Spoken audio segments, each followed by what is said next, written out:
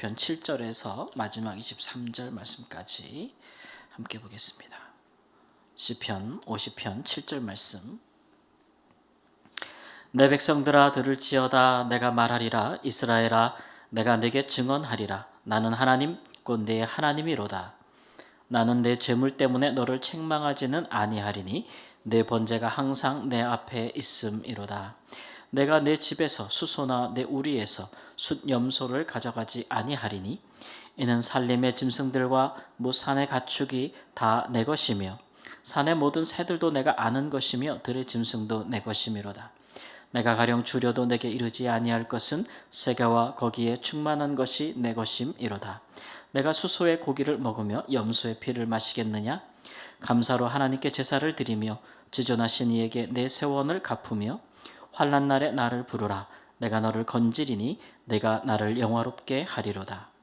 악인에게는 하나님이 이르시되 내가 어찌하여 내 율례를 전하며 내 언약을 내 입에 두느냐? 내가 교훈을 미워하고 내 말을 내 뒤로 던지며 도둑을 본즉 그와 연합하고 가늠하는 자들과 동료가 되며 내 입을 악에게 내어주고 내 혀로 거짓을 꾸미며 앉아서 내 형제들을 공박하며 내 어머니의 아들을 비방하는도다. 내가 이 일을 행하여도 내가 잠잠하였더니 내가 나를 너와 같은 줄로 생각하였도다. 그러나 내가 너를 책망하여 내 죄를 내 눈앞에 낱낱이 드러내리라 하시는도다. 하나님을 잃어버린 너희여 이제 이를 생각하라. 그렇지 아니하면 내가 너희를 찢으리니 건질 자 없으리라. 감사로 제사를 드리는 자가 나를 영화롭게 하나니 그의 행위를 옳게 하는 자에게 내가 하나님의 구원을 보이리라. 아멘. 시편 50편은 아삽의 시입니다. 아삽은 성전에서 찬양대를 인도하는 사람, 성가대 지휘자 혹은 인도자이면서 동시에 우리가 열왕기상에 있는 말씀을 찾아보면 그는 또 예언자라고 했어요. 그래서 그런지 오늘 시편에도 보면은 중간부터 하나님이 직접 1인칭으로 화자가 돼서 말씀하시도록 그렇게 예언자 같이 예언자로서 그렇게 찬양의 가사에 그렇게 들어간 것을 볼 수가 있어요. 그 7절부터 보면은 내 백성아 들을지어다 내가 말하리라. 이스라엘아 내가 내게 증언하리라. 나는 하나님 곧 내 하나님이로다. 이렇게 시작이 되잖아요. 마지막 절까지. 그러니까 하나님이 직접 예언자 입을 빌어서 이제 말씀하시는 계시로서 찬양의 가사를 지었다라고 볼 수가 있겠습니다. 시편 50편 외에도 또 시편 뒤에 뭐 73편부터 83편까지 또 하나의 11편이 아삽과 그의 자손들의 시로 되어 있어요. 그러니까 대대로 이 사람들은 찬양대 지휘자, 인도자로서 예언자로 활동하면서 찬양을 통해서 백성들에게 하나님의 계시를 전달했던 그리고 예배에 봉사했던 사람들이라고 할 수가 있습니다. 그래서 그런지 오늘 말씀에도 보면 이제 예배에 관해서 이렇게 이야기를 하죠. 교회가 하나님을 믿는 백성들, 하나님을 믿는 사람들이 함께 모이면 행하는 것들 중에서 가장 핵심적인 것이 바로 우리가 예배라고 할 수 있지 않습니까? 그 예배가 가장 중요한데 그런데 이제 그 예배가 오늘 말씀해 보니까 하나님을 영화롭게 하는 예배 혹은 하나님을 기쁘시게 하는 예배가 있다. 그걸 누가 결정하는 걸까요? 예배를 하는 우리가 이거는 정말 하나님이 받으실 만한 예배야. 이거는 하나님을 정말 영광스럽게 하는 예배야 라고 우리가 여길 수 있는 걸까요? 아니면 예배를 받으시는 하나님이 받으시면서 야, 이 예배는 진짜 내가 정말 좋다. 이건 정말 내가 받을 만한 예배다. 나를 정말 기쁘게 하는 예배다. 누가 결정하는 걸까요? 그렇죠.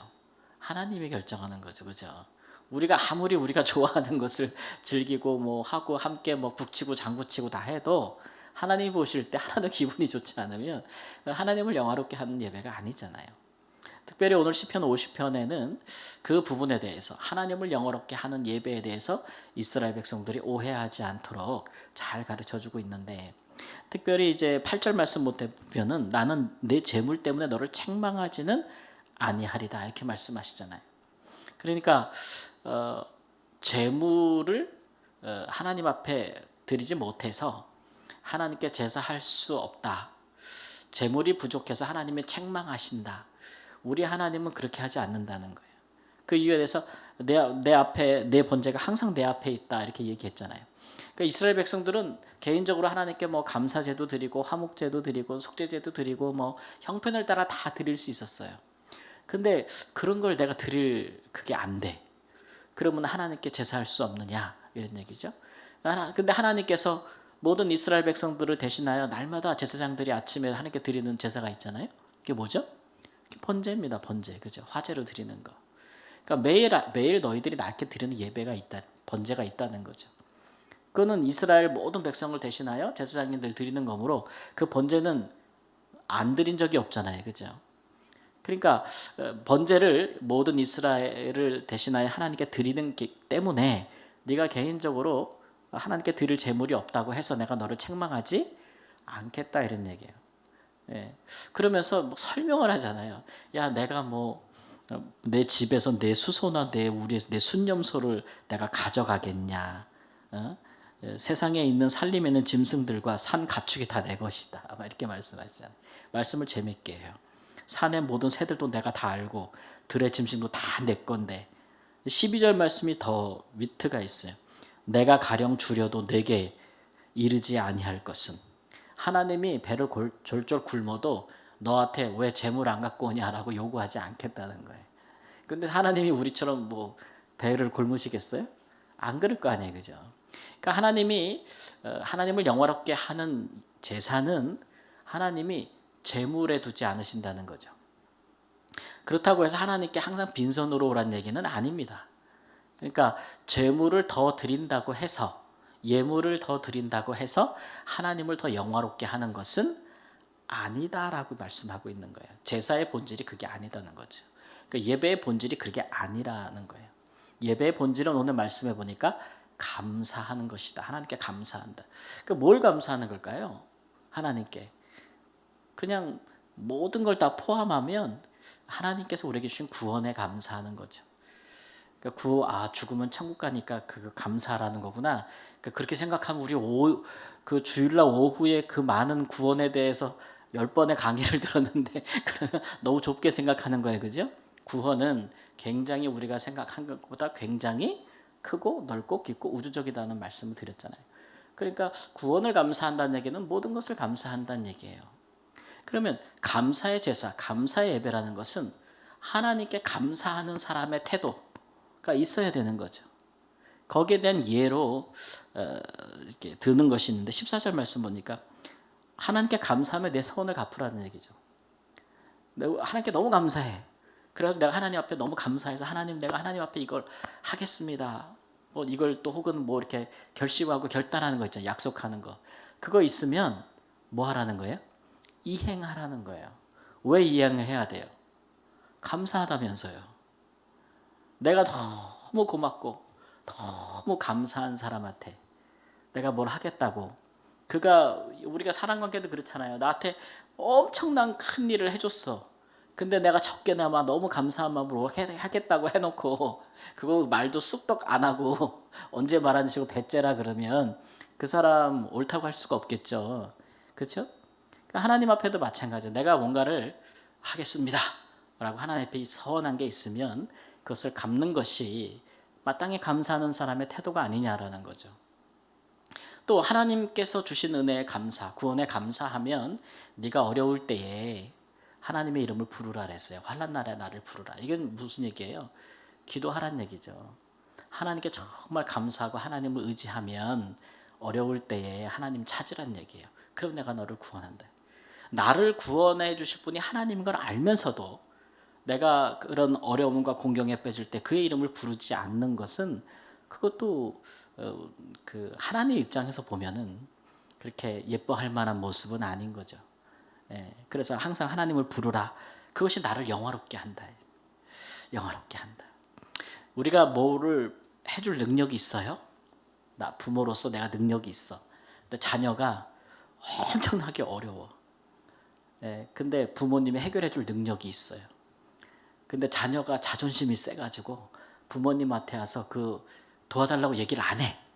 그리고서는 아주 엄청나게 힘들게 살아. 그거를 보는 우리 부모님 심정은 어떻겠어요?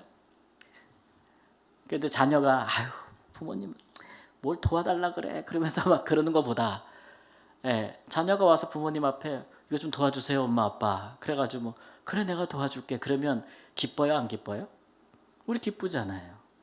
부모님께 효도하는 게 꼭 부모님께 뭘 드려서만 효도하는 건 아니에요. 그죠? 예, 오늘 하나님께서 니네가 나한테 뭐 재물 줘서 내가 좋아하는 거 아니다는 거죠. 오히려 니네가 힘들 때 나를 찾으면 그게 나를 영화롭게 한다는 거예요. 그런 심정을 우리 이해할 수 있죠? 애들이 컸다고 뭐 힘들어도 한번 부모님한테 얘기도 안 해. 부모님한테 알려주지도 않아. 기도 부탁도 안 해. 나중에 알면 서운해요, 안 서운해요?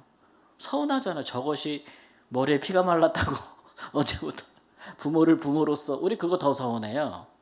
애들이 잘 돼서 우리한테 뭐 해주는 거 고맙긴 한데 부모로서는 그것도 마음이 좀 그렇잖아요. 근데 정말 애들이 어려울 때 부모님 찾아와서 상담하고 도와달라 그러고 기도해달라 그러고 얼마나 좋아요. 부모를 부모로서 인정해 주는 거 아닙니까? 우리 하나님이 그런 마음인 거거든요. 예. 그리고 마지막으로는 뭐냐 그러면은 23절 말씀 보니까 행위를 옳게 하라 이런 얘기죠. 하나님께 감사한 사람은 그 행위를 옳게 하라. 바르게 살으라는 얘기입니다. 바르게 살지 못하는 예를 그 앞에 16절부터 나오는데 막 그런 얘기하죠. 하나님의 말씀을 뒤로 던져버린다. 뒤로 던져버린다. 안 지킨다는 얘기예요. 중요하게 생각 안 하는 거예요. 하나님께 감사하다고 말하면서 하나님이 이렇게 해라라고 교훈하신 것들을 가볍게 여기고 우습게 여긴다는 거죠. 그 다음에 도둑질하는 사람하고 같이 하고 간음하는 사람들과 같이 하고 입으로 악한 말을 하고 거짓을 꾸미고 형제와 형제 자매 그를 막 비방하고 싸우고 그런 거 이제 이런 예를 들고 있는데 이제 그런 것들 그런 하나님의 말씀에 반하는 것들을 하면서도 아무런 그런 게 없이 하나님 앞에 제사 드린다고 해서 하나님이 그런 제사가 하나님을 영화롭게 하는 것이 아니다. 언젠가는 하나님이 그런 행위를 다 드러내셔서 너 혼날 거다 이제 이런 말씀을 해주고 있는 겁니다. 그러니까 우리는 이제 하나님을 예배하는데 이를 종합해 보면 이런 거잖아요. 하나님은 예배하는 것을 안 하는 것보다는 기뻐하시지만, 그렇죠? 그러나 예배를 한다 할지라도 하나님을 영화롭게 하지 않는 예배는 하나님에게는 굉장히 짐스러운 거예요. 굉장히 고달픈 겁니다. 그러니까 하나님의 백성들이 하나님의 말씀을 가벼이 여기고 준행하지 않고 세상에서 이렇게 사람들과 더불어서 죄도 짓고 거짓말하고 막 구별되지 않고 막 그렇게 살면서 그러면서 하나님께 뭐 기도해도 우리가 기도할 때 하나님께 뭐 달라고만 기도하나요? 나도 뭐 하겠다고 기도하는 거 많잖아요. 그래도 약속은 하나도 안 지켜. 하나님은 맨날 우리 뭐 약속 지키라 그러면서 우리는 약속하고 하나님께 뭐 하겠다고 해놓고 안 지키는 거 되게 많을 거예요. 아마 잘 생각해 보세요. 그런 것들도 있어. 그런 거는 하나님이 더 중요하게 생각하는 거란 말이에요. 제물 드리고 제사 드린 거. 오늘날로 보면 예배 드리고 헌금하는 것보다 하나님 말씀을 준행하면서 하는 것이 더 하나님을 영화롭게 하는 것이다. 이런 얘기죠. 그러니까 그런 삶이 없는 것은 알곡 없는 쭉정이만 남는 거라 이런 얘기죠. 예수님 당시에도 보면 예수님도 신령과 진정으로 드리는 예배가 정말 하나님 찾으시는 예배다 이렇게 말씀하셨잖아요. 근데 당시의 예배를 보면 뭐 이때 구약의 이스라엘 백성들이 멸망할 때도 마찬가지지만 하나님께 드리는 제사를 폐한 적이 없어요. 성전이 있으면 항상 제사를 드렸다고요. 근데 이스라엘 나라가 망한 것, 남유다가 망한 것은 제사를 안 드려서 망한 게 아니죠. 제사는 계속 드린 거 하던 대로. 근데 하나님의 말씀대로 살질 않아서. 그렇게 되면은 제사와 제물은 아무 소용이 없는 거예요. 제사는 아무 소용이 없는 거예요. 우리 하나님이 그런 분이란 말이에요. 하나님의 백성들은 그런 거 잘 새겨 들어야 돼요.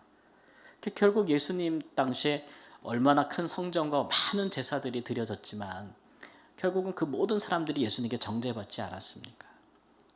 이건 무서운 거거든요. 결국 예수님이 오시니까 그들이 아무리 많은 제사를 드리고 하나님께 제사를 잘 드리려고 성전을 시장을 만들어 가지고 재물을 파고 사는 시장을 만들고 다 제사 잘 드리려고 하는 거잖아요. 그죠? 더 많은 사람들에게 제사 드리고 재물 바치라고. 하나님이 그거 기뻐하지 않는, 하나님 말씀을 준행하는 것보다 더 기쁜 예배는 없는 거죠. 이런 면에서 이제 예배 열심히 있는 우리 한국 교회도 좀 생각해야 할 부분이 있어요. 예배하는 것이 우리의 의가 되지 못합니다. 예배는 감사의 표현이기 때문에 했다고 해서 우리에게 의가 되지 않아요. 오히려 바르게 하지 못하면 그것이 오히려 우리에게 불의가 되기 때문에 그렇습니다. 그러게 그런 부분들을 중요하게 돼요. 그래서 요새 뭐 뉴스에도 많이 나오지만 뭐 이렇게 뭐 조창기도회라든가 무슨 그런 공식적인 막 그런 데 가서 뭐 높은 사람들 오라 해가지고 예배 드리는 거 좋죠. 필요하죠. 나라를 위해서 기도 필요하잖아요. 그러니까 그렇게 앞장서서 하는 사람들은 그만큼 그 행위를 하나님 앞에서 옳게 해야 되는 거예요. 옳게. 그래야 하나님이 받으시는 건데 그런 것들이 다른 방편의 수단이 되고 뭐 로비의 통로가 되고 뭐 뇌물 주는 것에 뭐 수단이 되고 뭐 이런 식이 진짜 사실이다. 그러면 그거는 예배라고 할 수가 없죠.